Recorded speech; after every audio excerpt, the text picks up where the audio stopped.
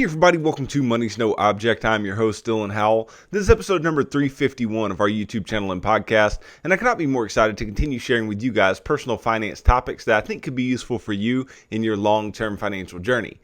Today, we are going to be talking about your financial identity, right? And exactly what type of person you are financially. And basically, I'm going to boil this episode down to three different types of people that there are financially. And I want you to, kind of do a little self-reflection, see which one of these three buckets you fall into, and then see how, based on the things that I talk about today, you can better yourself, how you can become somebody who manages money better, how you become a more efficient user of money, and ultimately how you can be the best of who you are, just relative to the strengths and weaknesses that you have currently. So stick around for a discussion of all that and more in today's episode. Before we get started though, if you could go down below, hit the big red subscribe button, like this video, leave me any feedback in the comments down below, and I'll be sure to respond to anything you leave down there. If you're listening on Apple or Spotify podcasts, be sure to subscribe and leave me a review on either one of those platforms. Follow me on social media at MNO with Dylan, and that's really good supplemental materials to all the things I'm putting out in these long form episodes on YouTube and the podcast every single day. And then if you need somebody to help you to build a financial plan and keep you accountable to that plan over the long term, then I can do that. Just DM me on any of the major social media sites and tell me that you are interested in financial coaching sessions, and you and I can begin working together, pushing towards your long-term financial goals and ultimately pushing you on towards long-term financial freedom, which is what I hope for every single individual who's watching or listening to the show on a day-to-day basis. Now, look, something that I think is vital to our financial well-being is self-awareness, right? I think it is vital to know who you are financially. I think it's vital to know, I talk all the time with investing about your risk tolerance, right? I think that's vital. It's vital to know how much risk you are willing to take, what your risk profile looks like. It's vital to know why you are saving and investing money, right? Those are vital things to know, and those are specific to who you are and what you have going on, right? It's important to know the way that you see money, the way you think about money. It's important to know the certain slants that you have, right? And some people have different strengths and weaknesses when it comes to money. And I'm going to kind of boil this down into three different types of people today. And these are some very broad generalizations, right? And there are many, subgroups of individuals within these three groups, but it's very likely you fall into one of these three. And one of them is the ideal group, but the other two, you can definitely take who you are in that group and become better, right? We can all become better financially. We can all become better in all things of our life at all times, right? That's part of the reason why I do this show on a daily basis, is because by teaching you guys, by having to constantly stay up on topics, by constantly having to know what's going on and be able to teach and articulate it well to you guys, I get better financially. And it makes me ask myself questions. Who am I financially? What am I about? What have I done recently? Am I following my own advice? Am I following the things that I actually say for other people to do on my show, right? It keeps me accountable and keeps me getting better financially all the time. And hopefully it helps you guys to get better financially all the time as well. All right. So I'm just going to jump right in, right? I'm not going to tell you all three types of people right up front, but we are going to start with number one. And that first type of person is that person who is great at making money, right? There are people out there who just have a knack for bringing home the bacon, right? Whether they have a certain skill set that's entrepreneurial, where it doesn't matter what you do to that person is going to go out and make revenue. They're going to go out and sell things. Maybe it's that person. Maybe it's a person who has a specific set of skills, who is just, really able to use those in the marketplace to bring home a paycheck, right? And they can bring home a lot of money. Maybe they can negotiate really well and get really good pay out of what they do, right? There are people who are fantastic at making money. And this is an amazing thing, right? Because the more money that you make, right, the more money that you're going to end up having, right? It's important that we have income. Right? Income is going to be a huge indicator when it comes to building wealth over the long term. Right? We need to have adequate income. Now, that doesn't mean we need to have the highest income or the best incomes, but we need to have enough in order to build long-term wealth, right? But the problem that a lot of people who are great at making money have is that they are not good at actually managing that money, right? So you can be fantastic at making money, but blow everything, right? You can be fantastic and have a certain set of skills that makes a lot of money, but that does not necessarily mean that you are going to manage your money well. There are just some, stereotypical examples of these types of people in the world all the time. And some professions that typically get thrown under the bus are doctors and lawyers, right? Very typically, they're going to make great money, right? But it is very common as well that, they don't manage their money well. Right? These are professions where they went deeply into debt in order to do whatever they're doing in most cases, right? And they think that their income is going to be able to just guide them home in all cases, and it's not necessarily the truth. Now, I'm not going to sit and pick on those two professions, but those are just some stereotypical examples, right? But there are tons of people out there, tons of individuals who think they can out-earn their stupidity, right? They think they can do all these things and earn all this money, and it's going to keep them from being, in poverty at some point. It's going to keep them from not having. And it's just not true. Okay. Now, I have told you before that there's this misguided thinking about income and expenses, right? Your income is unlimited to the upside, which is a benefit to these people, right? The benefit to these people is that they can make as much money as they want to make. And the more money you make, the more margin you create in your budget, of course, if your expenses don't go anywhere, right? And you can only decrease your expenses down a certain, to a certain level, right? Once you get down to a certain level, then you can't decrease your expenses anymore, right? So a great benefit to these individuals is that, yes, you can make unlimited money, but the problem is that there are two sides to the money equation, and they are only paying attention to the one side, and this is a very important side to pay attention to. But the problem here is that these people are unlikely to become wealthy. Right? And the reason that they're unlikely to become wealthy is because they make a lot of money, they spend money on a lot of material things, and they don't necessarily manage their money well enough in order to build wealth over a long period of time. And this may be you, right? You may be somebody who's saying, dang, I do make really good money and I don't have a lot to show for it, right? That's okay, right? It's okay if you are in this place. Right? But what you need to do from this place is you need to have an adequate plan, right? You need to have a plan as to how to manage your money, right? How do I get myself and all of this great income that I have and am capable of making? How do I get myself to this place where I am financially free? Because income is not financial freedom. Right? Because you could quit a job, or you could not be able to work a job anymore, or you could, not be able to sell in the way that you could anymore. You could, be in a car accident and, be disabled or whatever, right? Any number of things could occur that could keep you from doing a job. But if you manage your money well and built wealth over a long period of time, then what ends up happening is that you don't have to rely on income anymore. And some people legitimately think they'll be able to make the income that they can make forever. And this is just a naive thought, because things can happen, right? And things can change and can change your life in some very drastic ways. And I'm not suggesting that they will.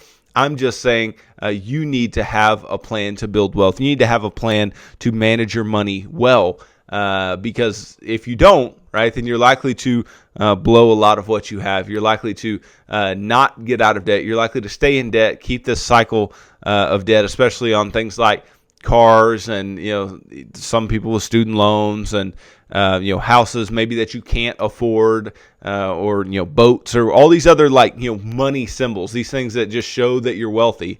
Those things aren't important, right? And those things ultimately are not going to get you to wealthy, right? They will get you to this rich lifestyle where you look rich, you have all the trappings of somebody who makes a lot of money, but that does not mean that when you're 70, you'll be sitting on a nice nest egg of money and not worrying about where the next paycheck is coming from. Look, I have a lot of respect for people who go out and grind. I have a lot of respect for people who go out and use their skills to make a lot of money. But if you are that person and you aren't working a plan and you're comfortable being deeply in debt, and you don't know where your money's going every month, then there's a problem, right? And you are unlikely to become wealthy if you are in this group. But that does not mean you can't make adequate changes to get yourself back on track and build wealth over the long term. So that's the first type of people. And you may fall into that group, and that is okay. But again, you can make changes to get yourself on a better track. Because like I said, you've already got one of the hardest things figured out. One of the hardest things is actually making money. Then if you can just fix the other part of the equation to where you're not spending everything that you have, then you can be really off to the races in your wealth building journey. Then the second type of person is the person who is great at managing their money, right? So this is not somebody necessarily who is great at making money, but they are actually just really good at the X's and O's of, hey, I'm not going to be deeply in debt. I'm going to have an emergency fund. I'm going to have a budget. I know where my money's being spent. I know what I'm doing, and I'm just going to do it. And I'm going to execute every single month on the dot. I'm going to execute, and I'm not going to change. I'm not going to waver from the plan that I have. I'm just going to follow the plan, do the plan that works. I'm going to put money in my 401k and get a match. I'm going to invest in Roth IRAs. I'm going to do all these things. Right? I'm going to be a good money manager. I'm going to be able to steward my finances in a responsible way. And this is a very good group to be in, okay? But this is not the best group to be in. And this type of individual, they are likely to become wealthy, right? When you manage money well, you are likely to become wealthy, right? But the thing about this type of wealth, this wealth is built very slowly. And there's nothing wrong with wealth being built slowly. I've told you guys before that building wealth is a crock pot activity, not a microwave activity for most people, right? Crock pot meaning it's low and slow. You go for a long period of time. This isn't going to just heat up real quick like with a microwave, right? And for the average individual, right, if you can be great at managing your money, you can become wealthy, and you will become wealthy, but you will do so in a slow manner. And that's okay, right? Again, like I told you with the first group, if you're somebody who makes a lot of money, that's okay. And maybe you don't manage it the best you could right now. Well, you can turn that around, okay? In the same way, these individuals who manage their money well, they're checking that box extremely well. You can always go out and make more money to speed up the wealth building process. If you're already managing what you have very well, just think if you had more, right? If you had more, then you would likely manage that very well also. So these are typically very conservative people financially. These are people who don't want to take a lot of risk. They want to do all the right things, and there's nothing wrong with that. I would, tend to put myself many times in with this second group. I can really relate to what this second group is doing. Right? They're people who, more than anything, they are very afraid of not having. Right? They're afraid of not having money when they're older, or they're afraid of something bad happening and them not having the money to cover it, or they're very good planners or things like that. And that tends to be where I fall financially, right? But I also see this other side of things. I see this other side of things where, they can be very slow in their ability to build wealth because they don't take many risks, because they don't stick their neck out there very often. And again, there's nothing wrong with that approach, right? That approach has gotten many people to being just, like Dave Ramsey would say, the everyday millionaire. Right? It's gotten a bunch of people to that point, and that's nothing to scoff at. That's amazing that it's gotten a bunch of normal people to that point.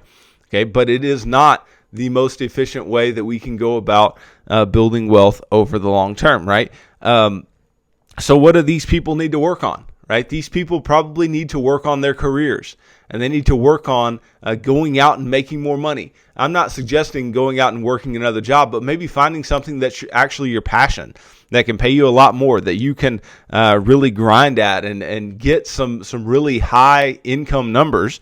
And if you can sustain high income numbers with being great at managing your money, that's going to do you so well over a long period of time. And so these people can make changes, but here again, we are licking something. We're hitting on something that is very difficult to do. It's very difficult to be somebody who is great at managing your money. And I'll just give you a quick anecdote just because I think it's funny, and I saw it recently.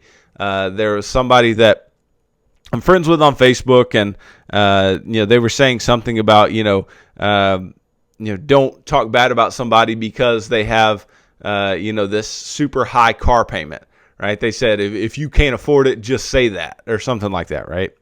And I was thinking to myself, well, okay, a high car payment, that's nothing to be proud of, right? It's not anything to be proud of to have a high car payment, right? Yeah, maybe you can quote unquote afford it with your paycheck, but that's not something that's great. It's not great to have a high, because that means you're spending a lot of money on a depreciating asset every single month that you have financed, that you have debt on, which, as we've talked about, is a bad idea. And so I just thought about, just how society thinks when it comes to finances. And if you're somebody who thinks differently, if you're weird, if you can manage your money well, you are so much further along than the average individual in society, because there's so many people who agreed with that Facebook post. And I was just like, I do have a 2 cents, but I wasn't going to throw it in the ring. This is, I guess not my place to do so, or at least I just chose to bow out on the conversation. But what I do know is that if we have good principles, if we understand the basics and we put the basics into practice every single day, that will put us in our best position in order to build wealth. Because you saw that I said those people who are great at making money, it's very unlikely that they become wealthy, right? And those are the people who are, maximizing the top line. But those who are great at managing the money, right? Keeping what they have, even if what they have is not a ton, they actually are likely to become wealthy, but they're likely to become wealthy far slower than, somebody who, may be able to do both. And that's going to be what we talk about here shortly. But it's important to note that managing your money is going to get you wealthy, right? Managing your money well, because you can blow everything that you have into infinity. You absolutely can. There's no limit to the number of things that you can spend money on, right? But there is 100% a limit as to the things that you can, cut out of your spending, right? There is ultimately a downward limit, but managing that for the average individual is a huge thing and can allow the average individual to get wealthy over a long period of time. You just have to learn how to do it. You have to put your head down. You have to be diligent in having a good plan, following that good plan. And that's why I provide you guys with something like the financial action plan, so you will have something that you can follow step by step, line by line, as you move forward.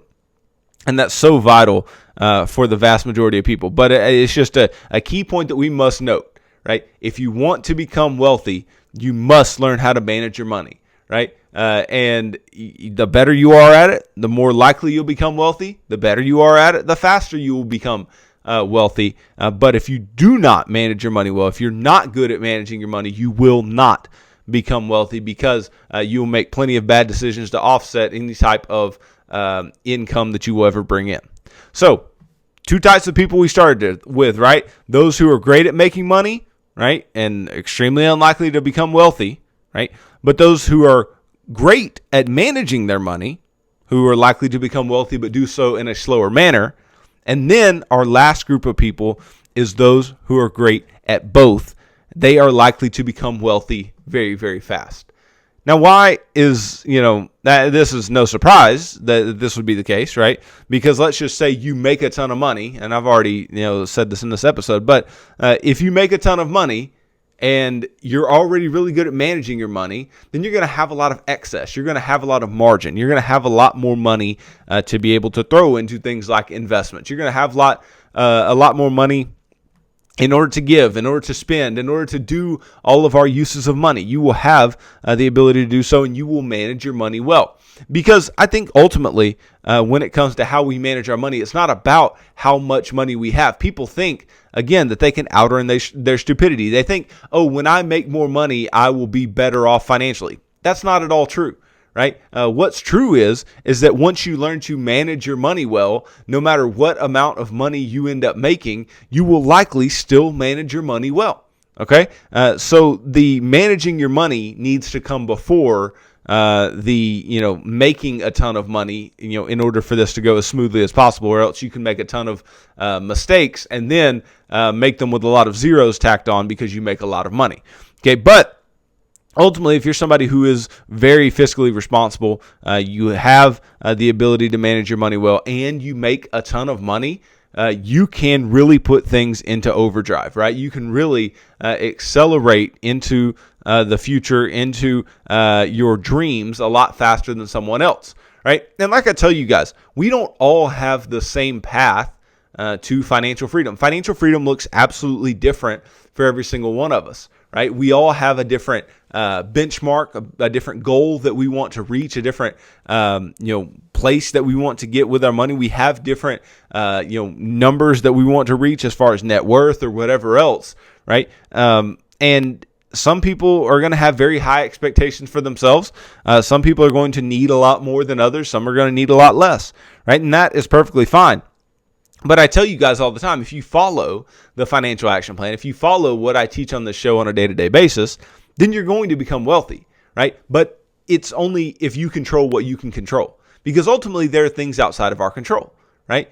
Even if you make a lot of money, even if you manage your money well, there's no telling the amount of tragedy that can occur in your life, the amount of sickness, the amount of death, the amount of whatever, right? The amount of disability, the amount of any number of costly things that can slow down your ability to, mentally manage your money. That can slow down the speed with which the money's coming in. That can, really take away a lot of your money by having things be very costly for you. There are so many things that can occur, right? So what I tell you is that you can build, everybody can build some semblance of wealth. It will just look different. And everybody has different starting points, okay? We have to be clear about that as well. Some people start with, parents that paid for their school, and their parents bought them a car, and which all of those are good things. As parents, I would push you to give your kids good starts, help your kids get good starts. But there are definitely people who their parents didn't help them get good starts, right? And they had to just grind for everything that they had, right? So there are different starting points, right? And those different starting points will either give you a head start or will kind of make you fall behind in the ability to build wealth over a long period of time.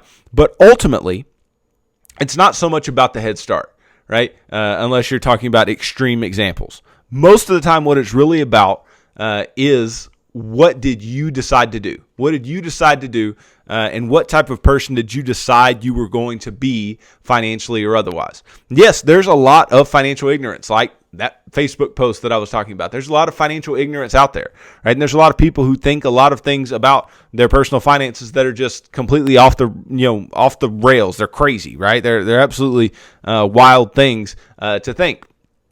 But at the same time, there are plenty of people who, they aren't very, financially savvy, let's say, but they get the basics of managing their money. They get the idea of putting money away, right? And doing so in a methodical manner. They understand doing that. They understand not spending too much money. They understand those things. And I think the reason that I do this show on an everyday basis is because anybody can access this. Anybody can access this information. And I think the sweet spot here is teaching those people who are good at managing money, right? Just naturally good at managing money. They followed what their grandparents taught them about, managing money, even though their grandparents probably weren't very sophisticated either, right? They actually learned these basics. And I think I can help you to refine those basics into maximizing what you have, into becoming wealthy, maybe in a slow way, but becoming wealthy over a long period of time. Okay. But if I could take that person and then just motivate that person to go out and make more money, or motivate that person to follow their dreams, take a little more risk, whatever, right? That person's going to be extremely successful in building wealth, and probably doing so a lot faster than someone else. But if I have somebody who maybe got a head start, right, and maybe knew all the little nuances and whatever, but was like, you know what, I'm going to just go make money because I have the ability to go out and do so, it's going to be a lot more difficult for me to tell that person, hey, maybe you need to be more conservative with how you manage your money. Maybe you need to, cut down these expenses, or maybe you need to not live this lifestyle that you can't quite afford. That person's going to be far less receptive in many cases, right? So I would rather have the person who's good at managing their money and then just help them to go out and make more money, and then things would fall into place well. But the opposite is a bit more difficult. But ultimately, if you're great at both of those things, you will become wealthy very, very, very fast. Okay, because let's just say that this is the case, right? Let's say that we have an individual who makes, I don't know, let's just say a household. Okay, let's say a household made $100,000. Okay, which some of you are like, hey, I wish my household made $100,000. But let's say a household made $100,000 and they invested. They were good at managing their money, right? They were conservative financial managers for their household, right? And let's say that they invested 15% of that income every single month, right? And they made the prevailing market rate of, let's say, 10% a year. So let's see, the payment, the amount of money they're putting away is 15% of that $100,000 divided by 12. They begin with nothing, right? How much money do they end up with over a long period of time? Over a 40-year period, how much money do these people actually end up with? And if you do this math, you work this out, you plug it into a financial calculator, or here I'm plugging it into Excel, over a 40-year period, that family would have $7.905 million, right? $7.905 million. Okay, so we're talking, again, 15% of the 100,000. So per month, we're talking $1,250. That's pretty substantial in the amount of money that they're putting in per month. But that's $7.9 million. That's a ton of money, right? They can build wealth over a long period of time, and that's fantastic, right? And that's a big number, okay? But what if you had somebody who was very adept at making money, had some huge skills, and instead of $100,000 a year, the household was bringing in $500,000 a year, right? Which, huge salary, right?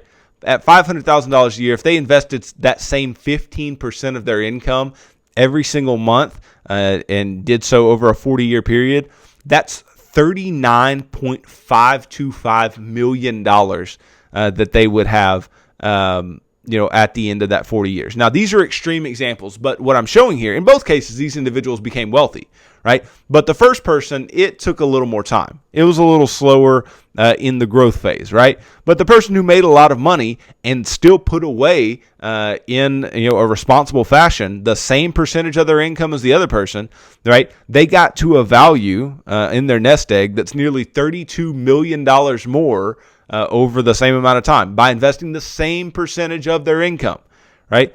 So again, making a lot of money and managing that money well will get you to building wealth very, very fast, right? And that's the group you want to be in. You want to be in that group that is a good money manager and that does make a fair amount of money, and then you'll be able to manage your money in a way that will get you wealthy very fast, and you won't have to do a bunch of risky and reaching things. And you notice that's what people do, right? People who don't make a lot of money or aren't good at managing their money, something that you'll see them do quite often is they'll reach for the things that they think can make them really fast returns and that can make them get rich quick, because they don't believe that they can do one of these things very well, right? They may think, I can manage my money well, but they may see, okay, well, maybe I'm not great at making a lot of money, so I'm going to try to make more money in returns. Or maybe they're saying, I'm great at making money, right? But I'm not great at managing it, so I'm going to try to hit it big once and then just live off of hitting it big once, right? And this is and these are the type of people that you see speculating in financial markets and doing some pretty dumb stuff, right? But ultimately, just what we need and what we need to understand is that personal finance is a two-sided game. It's about making money, and it's about the money that you spend, right? It's about going and really grinding to make money. It's about going out and maximizing the top line, because that is infinite in not necessarily in reality, but it is hypothetically an infinite number. That upside is. And then minimizing the downside, minimizing the things that you're actually spending money on, minimizing your debts, having emergency funds, managing your money well, right? You do those things, and then what you can end up with is, having money and building wealth in a pretty substantial way, and hopefully doing so faster than your counterparts. But those are the only two sides of the equation and the only things that we can control. And there's so many external things, but control what you can control. And if you do both well, then you will build wealth very, very fast. So thanks for watching this video. If you could go down below, hit the big red subscribe button, like this video, leave me any feedback in the comments down below, and I'll be sure to respond to anything you leave down there. If you're listening on Apple or Spotify podcasts, be sure to subscribe and leave me a review on either one of those platforms. Follow me on social media at MNO with Dylan, and that's really good supplemental materials to all the things I'm putting out in these long form episodes on YouTube and the podcast every single day. And then if you need somebody to help you to build a financial plan and keep you accountable to that plan over the long term, then I can do that. Just DM me on any of the major social media sites and tell me that you are interested in financial coaching sessions. And you and I can begin working together, pushing towards your long-term financial goals and ultimately pushing you on towards long-term financial freedom, which is what I hope for every single individual who's watching or listening to the show on a day-to-day basis. So tune in tomorrow as I continue talking about personal finance topics that I think could be useful for you in your long-term financial journey. So thanks for tuning in to this episode of Money's No Object. I'm your host, Dylan Howell. God bless.